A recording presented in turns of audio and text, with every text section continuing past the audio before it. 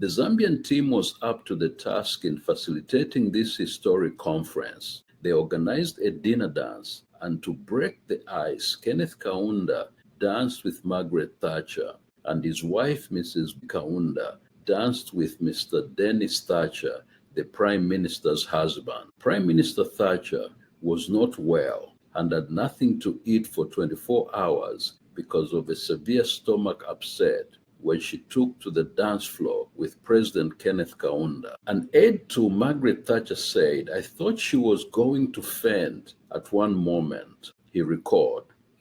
She did terribly well at Lusaka. She really was brilliant. She had never been to Africa, and I think she thought there were a lot of savages. When they turned up and Kaunda was a smooth, odd guy, and they were all agreeable, I think she thawed a bit. Kaunda, the smooth, odd guy, did terribly well with his country's display of traditional African hospitality towards a British dignitary. To this day, Kaunda often referred to the late Mrs. Thatcher as my dancing partner.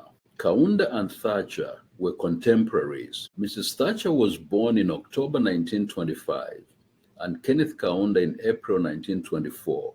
The gathering was harmonious, and the end result of this meeting was unexpectedly successful. An agreement was finally reached, and Great Britain agreed to get back control of the territory of Southern Rhodesia from Ian Smith, and a transition towards independence and universal elections would follow. Consequently, at Her Majesty's government invitation, a meeting on Zimbabwe's independence was convened at Lancaster House in London from September to December of 1979. Later that year, the meeting was held under the chairmanship of Lord Carrington, then Britain's Secretary of State for Foreign and Commonwealth Affairs. Margaret Thatcher invited Kenneth Kaunda as a standby to intercede in case there were problems in the negotiations that worked out practically details of the transition to majority black rule in Zimbabwe.